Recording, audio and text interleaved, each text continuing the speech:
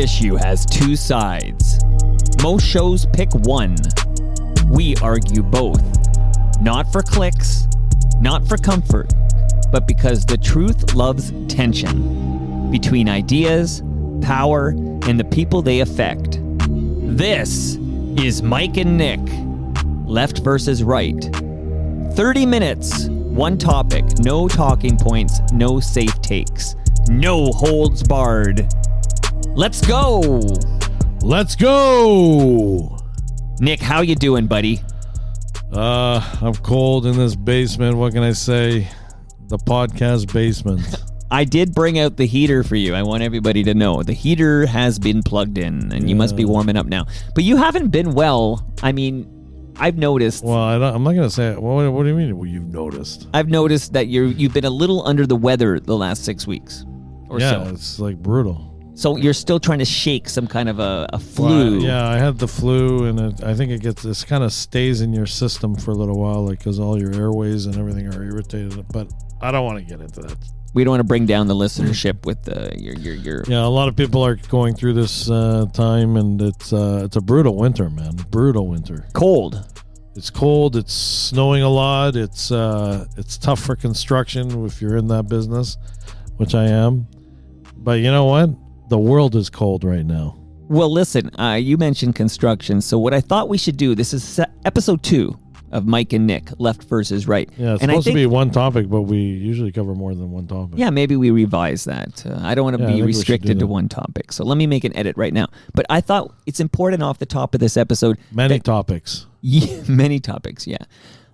You should tell the listeners of this program other podcasts you have, and then I should do the same just to give people a little context that, you can hear Nick elsewhere. Well, I've got Building Toronto Skyline, which a lot of people know, but I also have a show called Building Success where I interview very successful people, and I think that's very cool. And I wrote that book, Battle of the Skyscrapers, and we're about to take that live soon. And, because I hate, I write a book and I want it to continue on. I want that theme to continue on. So we were lucky to have a couple of guests on Building Toronto Skyline for one of the super tall skyscrapers in Canada. Going to be the highest building in Canada. Right. Pinnacle 1 and One Young. And it's an amazing project. And I think that's something that we're going to be focusing on, and in the next little while, we're going to talk about it outside of the podcast realm, and you and I are going to get something going on that. Well, there's a few spots you can hear Nick Ianni's outside of this podcast, and I'll just say that I have another podcast as well. It's called Toronto Mic'd. Nick Ianni's has been on this program. He drops by every quarter. He's a proud supporter of Toronto Mic'd, and I urge people, if they want to hear more of my beautiful voice, they can go to Toronto Mic'd and hear more of me here. But Nick, let's get into it, because since we last recorded... We're wasting time. Oh, we're getting right into it now.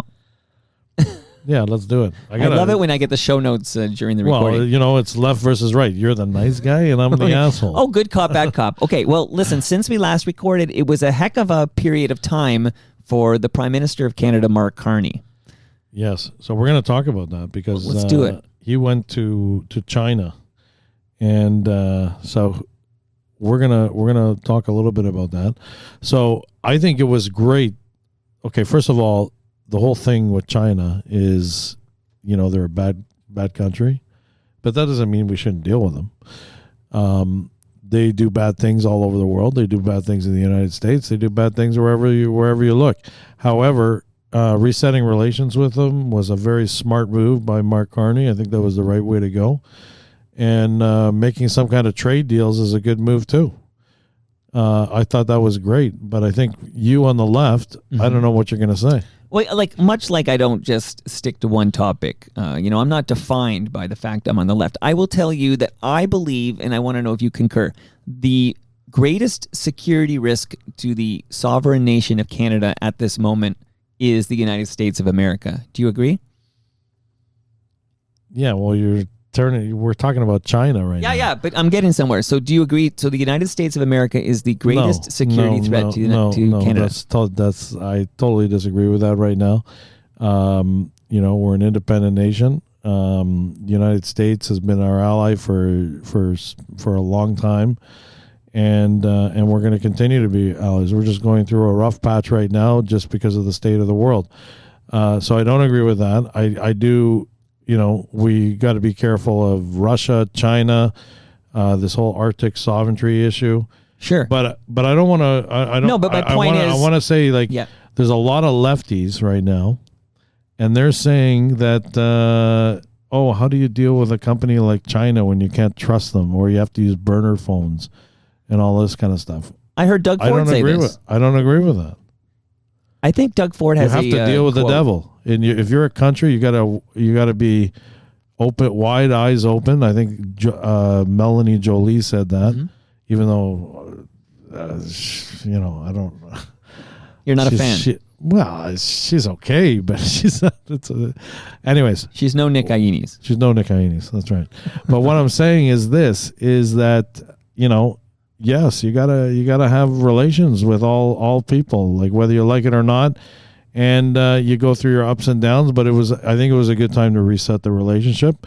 And it was a bold move. It kind of showed like a chess move by Carney. However, he took it too far. Tell me. About the New World Order and this and that. Oh, you're talking about his speech at the World Economic Forum. Not necessarily Davos, but he even said that in his closing remarks in China. So I think it should have been like very simple. He should have stayed with reset relationships, established trade. Maybe a lot of people don't like the EV car situation. I'm sure Doug Ford doesn't like it. I don't think it's a bad thing. I think we should open our, China's got that great upper hand. They can build things for cheap. Why shouldn't we sell our cars, sell their cars here in Canada? Give countries a try. I mean, the Japanese did that decades ago. They got into the market. Why shouldn't we allow Chinese cars? But I'm going to just say that I think it should have stopped there. Yeah, we're here. We're making a deal. That was a great move. Okay? Yep. But it should have stopped there, and he took it too far. And then we go to, well, what do you think? Well, here, let me chime in here to say that because I'm taking over here, and you're not. You got to hit back. I don't got to hit back here. Okay. Well, I'm a lover, not a fighter, but I believe that this is speaking for myself. I believe the greatest security threat to Canada at this point in time is the United States of America. And I believe for far too long, we've been far too reliant on that country, both economically and for security.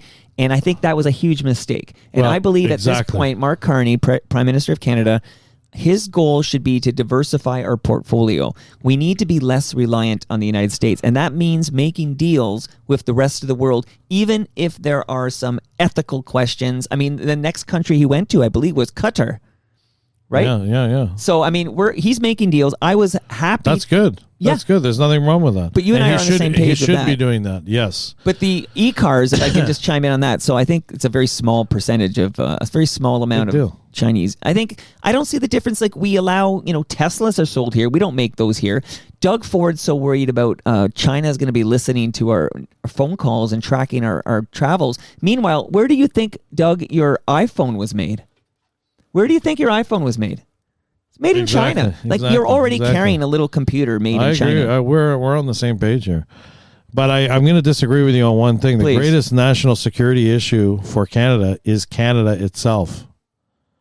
It's not the United States. Okay. Yeah. Yes. Trump is doing his thing all over the world. Well, elaborate. He's not hitting Canada. He's hitting Mexico. He's hitting Canada.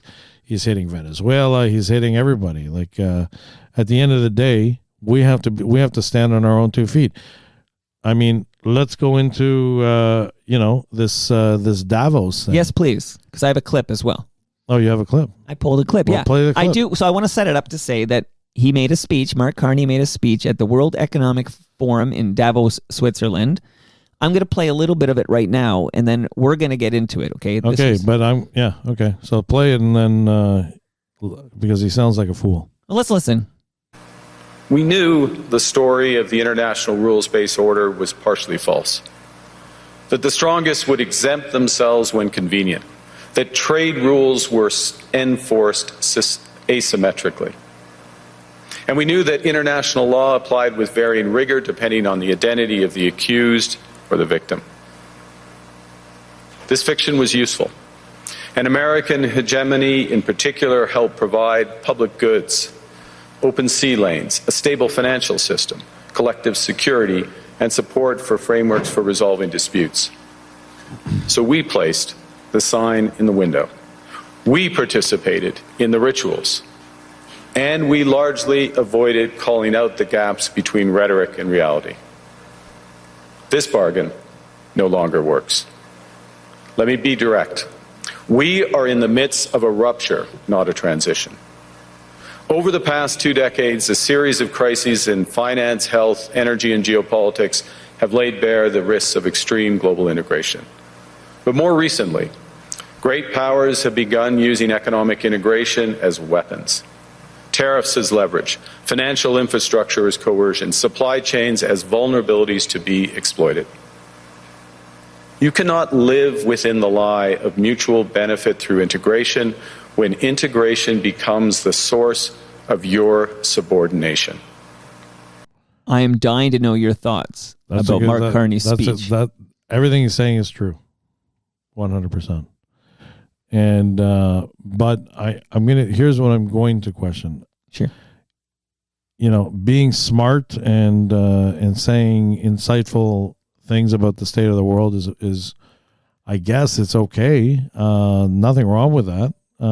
It's great. And but hang on, it's like, but at the end of the day, Canada's trying to be relevant on the world stage. Yes, but we're not. That's the problem.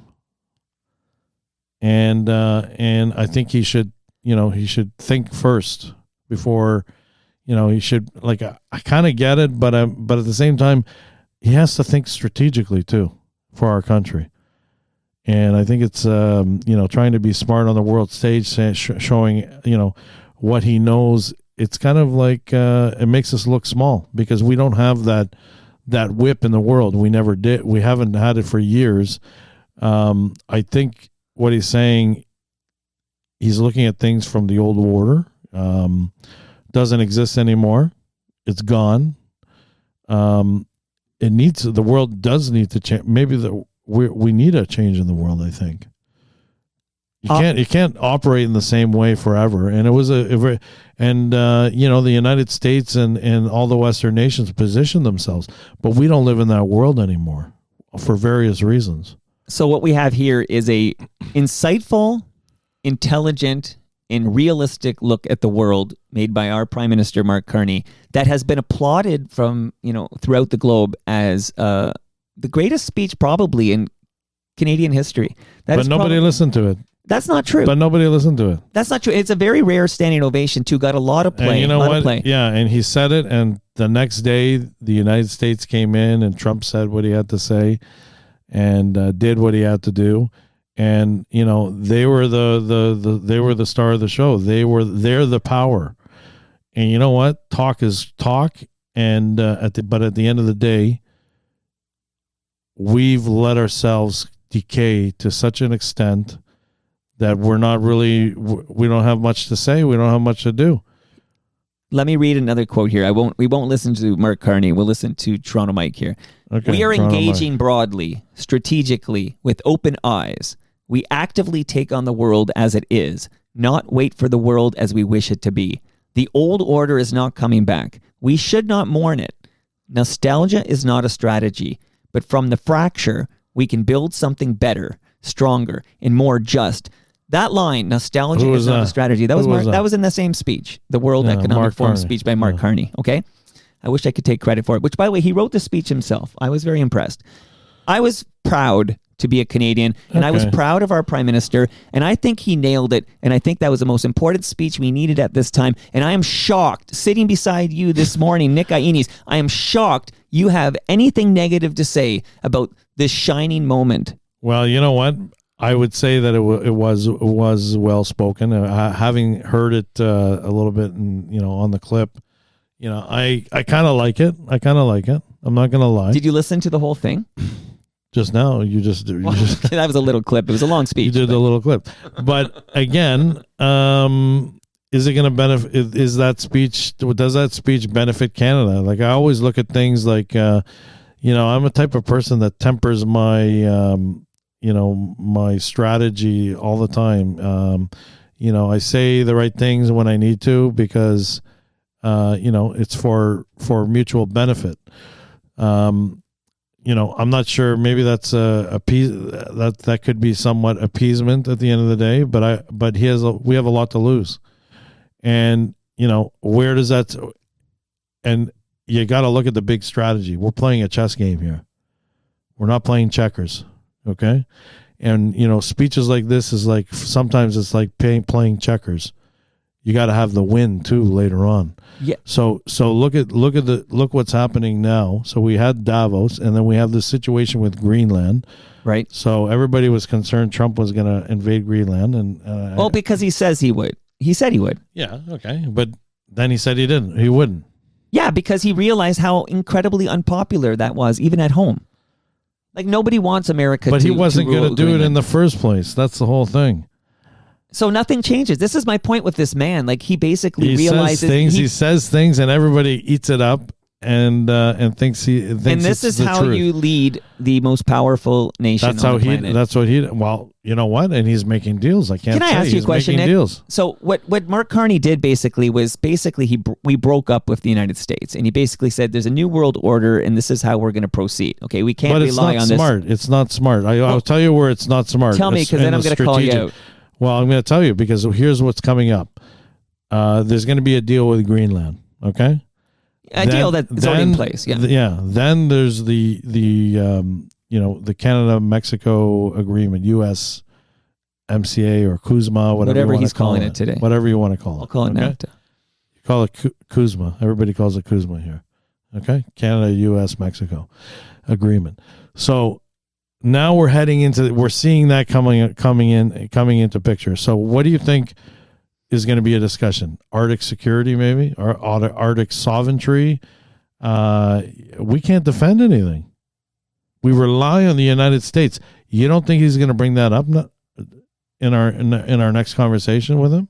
Yes, but what I hear from you, Nick, is that the strategy of Mark Carney should be the strategy. Lick the boots of the President of the United States. I'm saying what he's doing is making deals with other countries. That's what he should be doing. That's great. I applaud that. Okay, great. Keep doing that. Go to bigger nations if you can. Go to Saudi Arabia. Do some other business with other countries. Yes. Okay, so I'm a big fan of that. I'm a big fan that he reset relations with China. I think he should have. But strategically, we got to make a deal with the U.S. at some point. Nothing's going to change in this country until we put this thing behind us. Well, you can't negotiate with a madman. Everybody else did. No, that's just not true. Everybody talks about deals that never happen. This guy's the most ineffective president in the history of that nation. No, that's not true because they made deals with Europe. They made deals with other countries. People are investing in the United States right now. There's many countries doing that and many companies doing that. There are a lot. They've been announcing tons of investment in USA. So he's making his deals with the world, and Mark Carney should be doing that too. But eventually, we have to deal with the United States because it's our biggest trading. 75% of our trade goes to the United States. So we have to. You can't ignore that fact. And at the end of the day, saying a speech like this, it's okay. It's a great speech, or call it a great, very truthful and insightful comments that he made at Davos. But at the end of the day, you got to strategize. And what's coming next? He's going to make his deal in Greenland.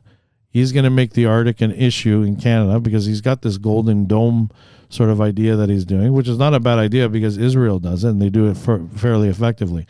I don't know if you need it or not, but I think if people shoot missiles at us, like nuclear missiles at the United States, the world is over.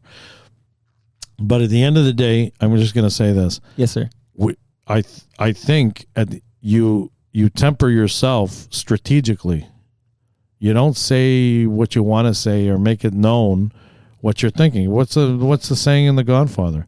Never let people outside the family know what you're thinking. And you know what? he didn't have to say that in Davos. He could have said all sorts of things. He could have put a positive spin on what Canada's doing right now and what it means to be in this time right now, because, he could say that due to the change, we're doing different things all over the world. Canada's open for business. I don't know but you have to be a little bit more strategic. You gotta play a game of chess in this situation, and upsetting that, Trump, whether you like him or you don't like him or you hate him, is not necessarily a good thing right now. I wouldn't do it. I would have said something I may have said something different, because what he's stating is true and everybody knows it. But he used big words so that Donald Trump would have no idea what he was saying. But I think Mark Carney's talking to you in this speech. This line here, the old order is not coming back. I think he's talking to Nick Ioannis. Yeah, I know. But I knew that a long time ago. You're nostalgic for when Ronald Reagan and Brian Mulroney were singing When Irish Eyes Were Smiling. I'm not nostalgic at all. Okay, so I think that I'm part of the shakeup. I think the world needs a shakeup. I think we need change, and I think that the people need to benefit, because I'm hoping that people are going to benefit from this. Well, speaking of the people, may I ask you? I don't trust the old global order was not for us. Okay, let's be honest. It was for rich, wealthy people. That's what we have That's not us. That's not us. No, they're shaking the tree, and you know what? We need to shake the tree in Canada too. Let me ask you this, Nick. That speech that we referenced quite a bit in this episode at the World Economic Forum in Davos, the speech made by Prime Minister Mark Carney, it's overwhelmingly well received in this country, Canada. So the overwhelming majority of Canadians are proud of, regardless of their political stripe, conservative, liberal, are proud of our Prime Minister and appreciating how he stepped up and made that speech. So I guess I'm proud because he spoke well, and I'm proud because he's a smart guy, but I don't think it was a good idea. That's it. Then let me ask you, because it's playing checkers and not chess. You got to be smart with your words, especially on the world stage. So you think he'll be punished? Canada will be punished by the United States because of that speech? Well, he already is being punished. Right, but that's my point. You're damned if you do, damned if you don't. Well, better if you just don't. Well, except that his bosses are. Everybody knows that what Trump's doing in the world and everything like that. You don't need to, you can say it if you want, but I don't think it's a smart move, because we're heading into a big negotiation coming up. And a couple of things that are coming into reality here is Canada doesn't have our defense. We don't have the military. We don't have the defense. We are reliant on the United States right now. And what do you think Trump is going to say about that when we negotiate with him? But here's the kicker here. We are going to be in a very bad negotiation position. Well, we'll see, and we'll talk about it on this podcast as things unfold. But I do think that speech was extremely well received and very popular with his constituents, Canadian citizens, and I think that we're his boss, and I think that sometimes you need to please your boss. Well, you know what? At the end of the day, I would say that his speech was a good speach. Now, I am curious. I'm going to agree on that end, and give him some points. When you played the clip and you read the notes and everything like that, it kind of resonated with me as well. And I think what he's doing in China and other countries, I'm glad that he's making deals for Canada. That being said, talk is cheap and trade is, these things have to become reality too. Right. And you know what? If he's going after big projects in Canada, he's got to make them happen. Unfortunately, we have this bureaucratic.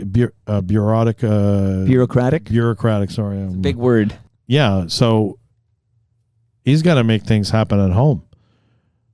You can say, "Oh, I want all these major projects, pipelines and mining and this and that." Well, send the fucking army out there and make it happen.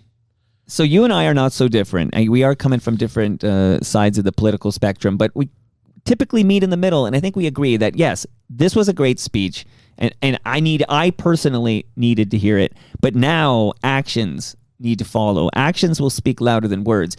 I'm very interested in what actions unfold here, and I can't wait to chat with you about everything that happens in the world going forward. And I just want to stay this right now. So we have a big negotiation. I think there's going to be a big negotiation coming up. Maybe in the end, Trump's going to respect what Carney said and did, because he did it boldly. But we're heading into this big negotiation. Let's see what happens for Canada. I just want our country to benefit at the end of the day. If there's some kind of big deal we can make with the United States, whatever it is, let's hear about it. I'm all for it. I just want to I want Canadians to win. That's it.